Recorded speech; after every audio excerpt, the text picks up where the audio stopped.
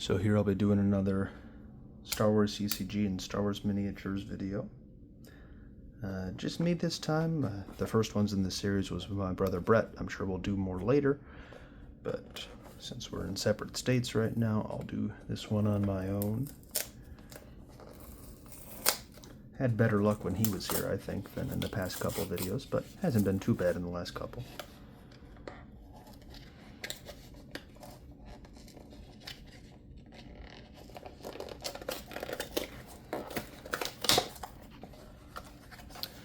Okay, so starting out, whoops, I got the cards first. I'm gonna set those aside. I don't want to spoil the rare for myself or you guys. Sometimes the rare's right on top. And our first piece is a Stormtrooper officer. I think he gives +3 attack to Stormtroopers who don't move, or followers who don't move, trooper followers. Mon Calamari mercenary. He might have been the cheapest piece in the game at the time with double attack. A Jawa, good against droids, good for scenarios I suppose, but not too inspiring otherwise. Got our checklist here. So, lots of good pieces to get. Any of these Sand Trooper, Scout Trooper, Rebel Trooper, Probe Droid, Jabba the Wampa, Jabba the Hutt. Yeah, so a lot of good very rares to get, but we're probably due for a rare. There's 4 very rares per box and 8 rares, I believe. Okay. Got a Rebel Commando.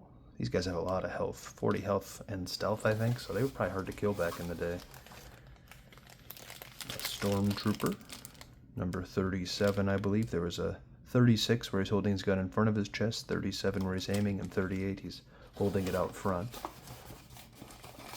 We got, how many is this already? 5? Okay, we got 2 more. Let's see here. Hoth Trooper. And by accident, I got the rare last. I don't know what it is yet. Let's see if I can tell by feel. Oh, wow, okay. So, I promise I haven't seen this yet. I'm pretty sure this is, I could be wrong, but I think this is Darth Vader, Sith Lord. They called him Prancing, yeah it is, nice, so it's a very rare. Alright, they called him Prancing Vader back in the day because he kind of looks like he's skipping around. So let's get the cards out.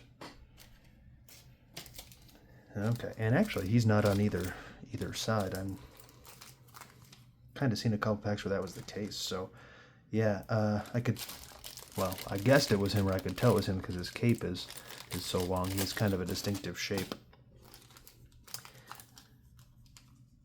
So at the time the game first came out, he was the most expensive piece in terms of point cost. I'm not sure what the most valuable one was dollar-wise.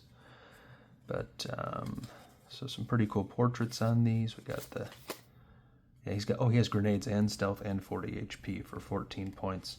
And whereas like a Bothan Spy was 7 points and had just terrible stats. So, I don't know. I guess if you run out of points, sure. But I would take, I'm pretty sure I would take a Rebel Commando over 2 Bothan Spies, because I think I have a better chance of getting 1 round of grenades off from a Commando than I do from 2 Bothan Spies with that stealth there. So, oh, he has double attack himself and a high attack, so you got to keep your troopers out of this guy's line of sight. Jawa. He's got double attack and a high attack, but only 10 HP and 13 defense. And we'll look at Vader last here. So Stormtrooper, Hoth Trooper, and yeah, Vader, not a ton of abilities, but man, if you were, the movie hadn't come out yet, but this kind of reminds me of that Rogue One Vader, where man, if you're just a regular trooper, you're in a lot of trouble, because you're probably not going to hit him. You're not going to do a lot of damage if you do hit him, and if he gets up next to you, he's almost guaranteed to hit you. And yeah, in fact, I wasn't playing the game back then, but I mean, even Obi-Wan couldn't really go. I mean, Obi-Wan cost 22 fewer points. He's 38 points, but like Obi-Wan and Luke together would be Now that's an interesting question, because after Obi-Wan dies, Luke gets a bunch of Force points, and then, but even so, Luke is probably not going to hit Vader very well. So that would be kind of an interesting battle to try, is Luke and Obi-Wan versus Vader. But yeah, 23 defense, 16 attack. I mean, look at all these guys he'd be attacking. He needs to roll a 2 to hit the Stormtrooper officer. Everybody else in this pack, he has to roll anything but a 1. And he has Force, so you could re-roll if you really needed to. And then you can move and sweep everybody. So if Darth Vader's coming in, you got to spread out your army and make him come after you one by one. And I guess kind of take pot shots at him and just whittle away at that 140. But that would be kind of funny to put 50 Ewoks against Darth Vader and see who wins. 20 Ewoks would be fair, so make it, that'd be this fair in terms of point value, but you'd have to swarm him, and then he'd be able to lightsaber sweep you, so that'd be kind of an interesting battle to watch. But yeah, I'm very happy with this piece. I definitely don't think I pulled one from a pack before, and although it's obsolete by now, there's Vaders that do more with a lower point cost. I still think it's a really cool piece. Okay. So if our Reflections 3 pack is anywhere as good as that one, it'll be a very good pack.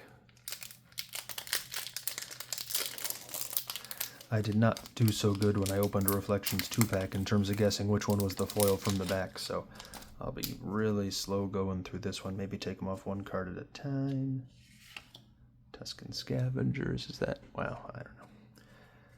Because the Premier cards stick together a little bit. Set for stun. So this is pretty brutal in some cases to be able to send a character back to the opponent's hand. You can do it pretty much any time. Imperial Blaster. I do like this card. I don't think it gets used much these days, but yeah, draw Destiny and retrieve Stormtroopers and TIE Fighters if you're out, but you have to be outnumbered to use it, is the bummer. Alright, Jabba's Palace, Mos Eisley Blaster, and Vibro-X. Okay, both two of the weapons from the set right next to each other. Quarren. This is kind of a cool ability. Imperials have can have location deployment restrictions, like deploys only to Hoth or whatever. But, yeah, drop this guy down and then send in a bunch of snow troopers on Tatooine. That would be fun to do just kind of as a joke, honestly. Whoops. That's our foil. It's not a good one, I don't think. I think I barely saw what it is, but based on the card type, I'm pretty sure I know what it is, so hope I'm wrong. Okay, Cloud City. Nothing good here, really. There's our premium cards. So, oh, what? Well, that stinks. That one's backwards, so that spoiled that one for us. Okay, so I'll do this. I'll move these in front of the foil. Don't get your hopes up, guys. This could be rough. Okay, this is another one of those Death Star 2 Reflections 3 packs. So I think I grabbed it from that box, that Reflections 3 box that had these, and I was right. So it is kind of cool. I mean, it was really cool the first time, but still seeing Reflections 3 in there, or Death Star 2 and Reflections 3. I've always liked this card.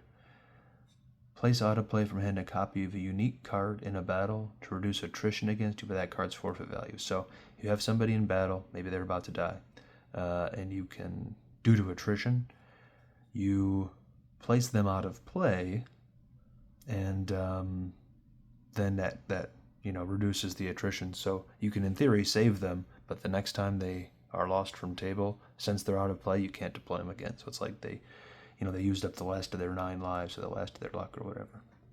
So concept, I mean, I've never really used it, but just in terms of like the concept, I think it's a really cool card. Back to that Quarren. Defensive shield. So this middle one is our only hope for getting a good. Oh, it could. Oh, gosh, is this 3 shields in one pack? I've had it before, but gross. Okay, that's really bad, guys. Like, I took this pack on camera so you guys don't have to. And I'm pretty sure I saw that this was a pod racer. Oh no, it's an effect. That could be even worse. Oh gosh, I thought it was Anakin's pod racer, but it's not. I think it's Echo Base Garrison. This is the worst. I can't say that for sure, not definitively. But I remember in Napoleon Dynamite where Napoleon says, "This is the worst video of all time," and Kip says, "How could anyone possibly know that?" Well, I've opened a lot of packs, and this might be the worst Reflections 3 pack of all time. The good news is, from this box, the ones that had the Death Star 2 in it, I have had some pretty good packs, but yeah, I mean, not bad enough that I want to use these scissors on it. I was using those for the Rebel Storm Booster if they needed it, but hey, you guys remember when I got a Darth Vader? That was pretty cool. Let's take a look at his stats again, just for nostalgia's sake. All right, we got 14, that's 28, 38, 48, 55. So, yeah, I'm trying to think, all three of those guys, would they even be able to get Vader down to half HP? It's possible. I mean, the Stormtrooper officer gives him some extra attack. Maybe the Mon-Cal mercenary with double attack gets a couple pot shots off. Funny thing is, the Rebel Commando would be more likely to do damage against Vader by throwing grenades at him. Of course, Vader could reroll the save, but yeah, pretty neat mini. And yeah, it was fun to open a Star Wars Minis pack, and I guess technically there was a Star Wars CCG pack in this video, but they can't all be winners. I've had some good ones over the years, and hopefully the next one is not so light in day. I mean, I'd, maybe two pretty good packs instead of one pretty to very good pack and one atrocious pack. No rares. Oh, wait, I wasn't going to talk about those. Yep, we're just talking about the minis. Anyways, that's a Vader. That's one of the best pieces from the early Star Wars Miniatures game, and looks pretty cool with his shiny red lightsaber. So, thanks for watching, and hope better luck next time, I suppose, for the Star Wars CCG. Although, I will admit, Echo Base Garrison in the light right now looks pretty cool, so I guess there's a bit of a silver lining. Anyways, thanks for watching.